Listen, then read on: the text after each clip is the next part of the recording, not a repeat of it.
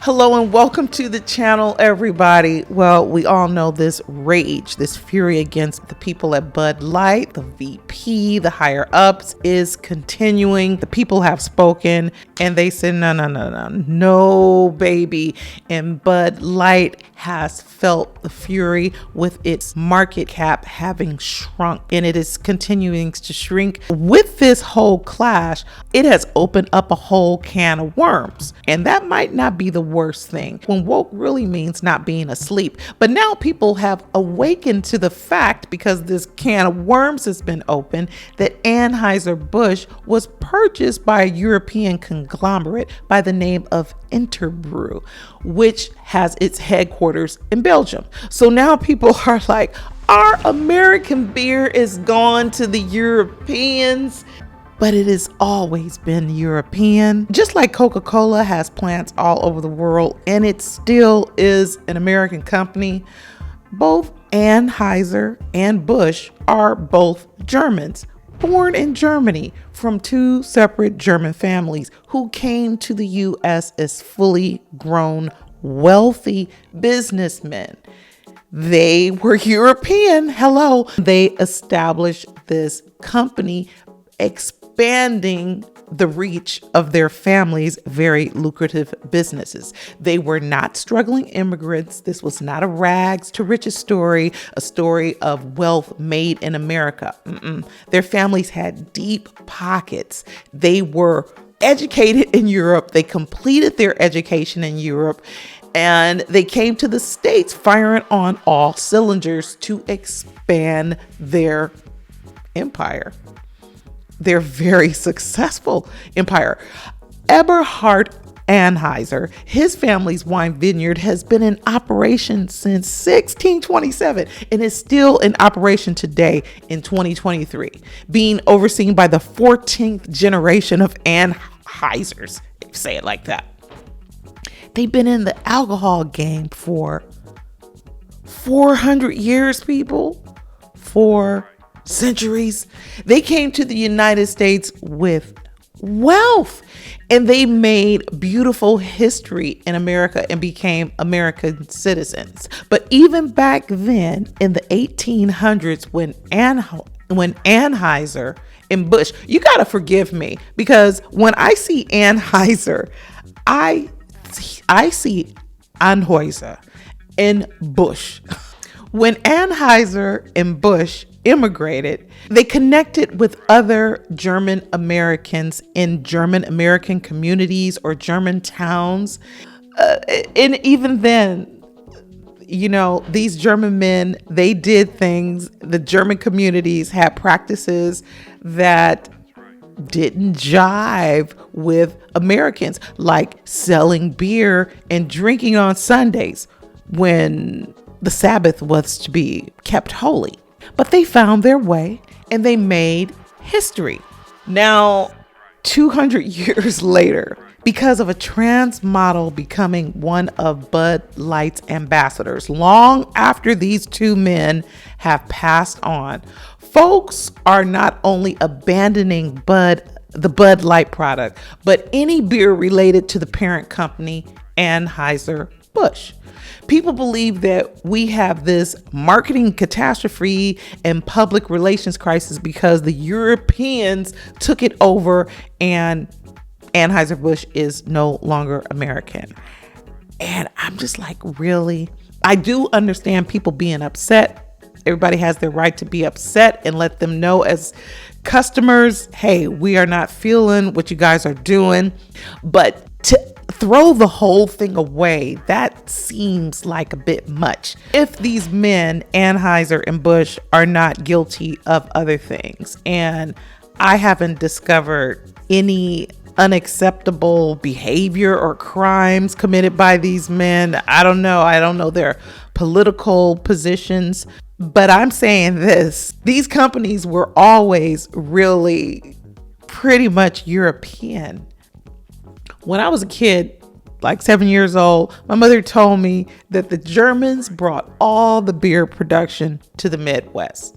Of course, I didn't know what Germany was or who the Germans were. My mother, bless her, she was just trying to make it interesting for me because I was on a tour in a beer brewery and I was very uninterested because the smell of the hot beer room was just too much for me as a kid. I remember it like it was yesterday. The smell was intense. It's not like the cold beers that you drink if you never been to a brewery. Bless those factory workers. But fast forward to today, as I sit in Berlin, Germany, and now I speak enough German that when I see the names Anheuser and Busch, my eyes see Anheuser Busch. These are classic German spellings because these are German dudes. They brought their expertise and tools to the U.S. and founded these companies, and America became their home. America, America. Yes. Now, Anheuser and Busch, forgive me if I say Anheuser because I see but forgive me if I just say Anheuser and Busch. Eberhard, Anheuser. This is so German. And Busch, Adolphus Busch. Adolphus, which is typically shortened to Adolf. Please don't be triggered by that name. That was a popular name back in the day, hundreds of years ago. They loved America from everything I researched, and America loved them. Mr. Busch in particular, or Der liebe Herr Adolphus Busch, was so loved that when Mr. Busch died in 1913 during a vacation in Germany, his body arrived back in the U.S. 2 years later in 1915, and nearly 100,000 people lined the streets for the funeral procession. This is in 1915. I mean, how many people even lived in St. Louis at that time? This is really a lot of people. This just sounds like a love story to me. Just a really, really incredible piece of history. It's really a beautiful story. And it's like, you really want to throw all the... No, I think there needs to be a discussion. It really sounds like this can of worms that got opened from this whole clash with Bud Light and Anheuser Busch. Oh, I said Anheuser Busch. It made me look at their story because, I mean, like I said, because of what my mother told me, these guys were really wealthy. Busch finished his studies in Belgium. They studied throughout Europe. I mean, come on, these men, and when you read about them, there's so much more to their life and their family history. I don't know everything about them. I'm sure they weren't perfect, and look, Eberhard Anheuser had a full family before he came over here, 6 kids and a wife. These men were established. They were educated. Moving on. It really sounds like a love story to me. I said that already. These men were so Anheuser and Busch, because Americans like it like that. These men were so skilled and passionate about making beverages enjoyable for people and giving the philanthropy. They revolutionized the beverage company and people loved them for it. They just kept improving and improving. And I just think there just needs to be a conversation. There's a lot of reasons probably to cancel people, maybe even cancel brands or companies. But is this really the reason? I don't know. I was emotional reading about these men, particularly Busch, which I have to say Busch, because that's the way you say it. So excuse me if you hear me say it like that. It's not Bush. Look at the spelling. It's Busch. Adolphus Busch. Anyway, I think there should be a conversation before you throw that all away. I mean, the Germans, they make great stuff. Don't you guys? Don't y'all like a good Mercedes, a BMW, even Heinz ketchup? At least Heinz was born in America. His father was the immigrant, and Heinz, what was Heinz' first name? I don't have it in front of me, but Heinz, maybe that's a little mashup. But don't we love Heinz ketchup? Don't we love Mercedes and BMW? Why should this be thrown away? These men, they didn't see all this coming. Why should you throw away all that history? Why should you throw away the photo album just because some people in recent weeks made these kind of moves in marketing? There's probably people within the company working in the brewery that don't even know who Dylan Mulvaney is. Maybe they all do now. But at the time, you know what I'm saying. Even though Anheuser and Busch were Germans, I'm pointing that out. This still is a really big part of American history.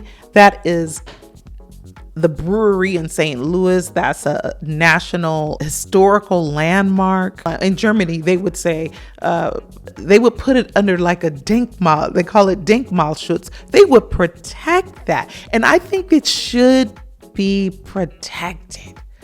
Unless did they really do something? Did this company really do something really wrong? The company. People in advertising can destroy the whole company. They don't even make the beer. They're just in advertising. How is that the fault of these men that made this formula that you love, this beer formula that you love? And I'm sure the beer still tastes the same. I think this is larger than just beer. This company, this history, no matter whose hands the company is in now, it's like two nations came together. I mean, America's country of immigrants, like two nations came together and built strong connections in community. I mean, the proof is in the pudding. What got me is the family. Bush came from a family of 22 kids. Multiple sources that I refer to, both in German and English, said that he came from a family of 22 children. So Adolphus Busch was the 21st child in a family of 22 kids. And he himself had a large family. And he married the daughter of Eberhard Anheuser. In fact, they had a double wedding between the siblings. Two siblings from Anheuser's, his children, and two siblings from Bush's family. They married. They had a double wedding. This was really a tight-knit community. This is, wow. I'm going to read you something, just part of something, because, I understand people being in their feelings, and I got in my feelings. I love a beautiful story. And this, I'm just like, it touched me. It touched me. So let me read a little bit about the public's reaction to the passing of Adolphus Busch. And on that point, again, about the cancellation, this company survived a period when the name Adolf was very triggering. They survived all that. These men served a short run in the military to prove their allegiance and their commitment to America. They became citizens. They survived all that. I'm not saying they had it hard, because I'm sure they had it smoother than most, because like I said, they came from wealth. But just the company survived all of that with him having a name like Adolf. And it would be really kind of strange for this company to go down over this recent issue. I mean, that alone, that just it seems like such a small thing in the grand scheme of things when you look at the history of this beer company. So I shake my head. I digress. But here I go. This is again about Adolphus Busch when he died. Anheuser had already passed on. He was a bit older. Of course, Busch married Anheuser's daughter. So Busch died in Lindschied in 1913 while on vacation. He had been suffering from dropsy since 1906. He was survived by his widow, 5 daughters, and 2 sons, August A. and Carl Busch, both of St. Louis. They named the sons, but not the daughters. These were also his surviving children. I read sources that said he had 13 children. So 13 children, that's a lot of children. And sometimes the parents outlive their children. Going on. His body was brought back to the United States in 1915 by ship and transported by train to St. Louis. Almost 30,000 people paid their respects to Adolphus Busch when his body lay in state in the family mansion in St. Louis. 2 years. This is the reaction. 2 years after his death. This is the reaction of the public. So notably in attendance included the U.S. Secretary of Agriculture, the president of Harvard University. He gave a lot of donations, philanthropy, and the president of the University of California. The procession consisted of 25 trucks that were needed to transport all the flower arrangements to the cemetery, as well as a 250-piece band that led the funeral procession. Goodness. The procession spanned 25 miles. People, that's a half an hour of driving time on the freeway. So this 25-mile procession from number 1 Busch Place to Bellefontaine Cemetery, Adolphus's final resting place. That's what it says. As many as 100,000 mourners lined the streets for the procession. 5 minutes of silence were observed at the request of Mayor Henry W. Keel, and the lights were turned off at the Jefferson Planters House hotels. Streetcars were also halted. Lily Anheuser's parents had built a mausoleum at the Bellefontaine Cemetery, but she felt that Adolphus needed something grander. That was the daughter of Anheuser. Okay. She tore down the original structure and had other family members re-entered outside. She had Thomas Barnett design a new mausoleum in the Bavarian Gothic style. Bavaria is, where they drink. I brought my mugs extra. They drink out of mugs like this. And this mug is from another very old German brewery that is still in operation. It's been in operation since the year 1326. Is this a 6 or 8? These cups are old. 1328. And down there in Bavaria, the girls, they like to wear their dresses and carry like 8 or however many glasses they can carry. They're not glasses, they're ceramic. They use these because they keep beer very cold for a very long time, and you can get a lot of beer in there. I'm just saying, these companies are really old. Anyway, moving on. I digress. I just want to show you guys that. The Bavarian style mausoleum was constructed of stone and quarried in Missouri and completed in 1921. The new building cost $250,000, equivalent to $3 million today. It features grapevines representing both Adolphus's birthplace in the German wine country and his favorite beverage, because he preferred wine, as do I. Julius Caesar's words, Veni, Vidi, Vici, or I came, I saw, I conquered, are inscribed on the lintel.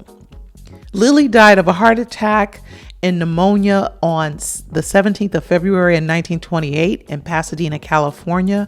Her body was brought back to St. Louis and was buried beside her husband. So I'm just saying, people might want to take a look at the history here and let that open up a discussion, because there's really a lot of history here. And Dylan Mulvaney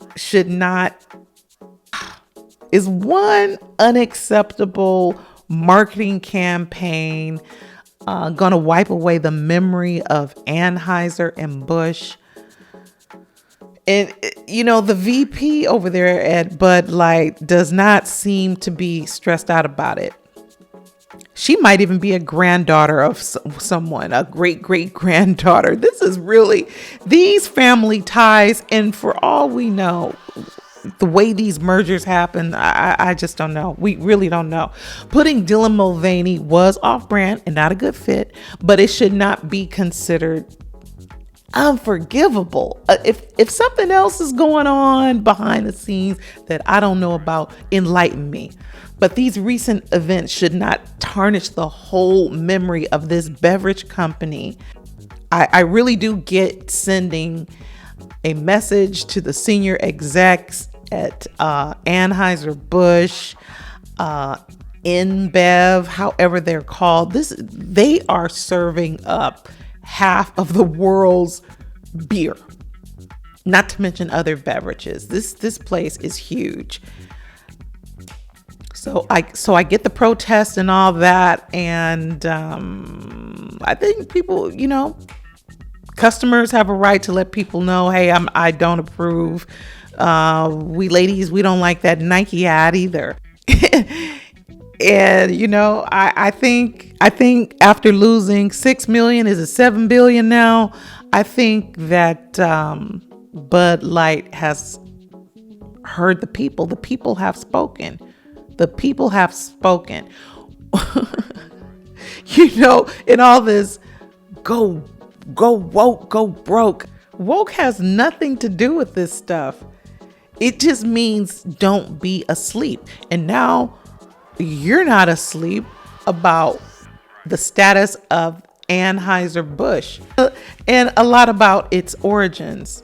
Yeah, so the whole woke thing, I'll get to that next time. Meanwhile, I did share my thoughts on the whole backlash and crash of Bud Light stocks when all this broke out. I'm always highlighting moments and stories of interest and bringing you news you can use. So I do thank you very much for stopping by. Keep the peace, and y'all keep living your life like it's golden. Peace. That's right.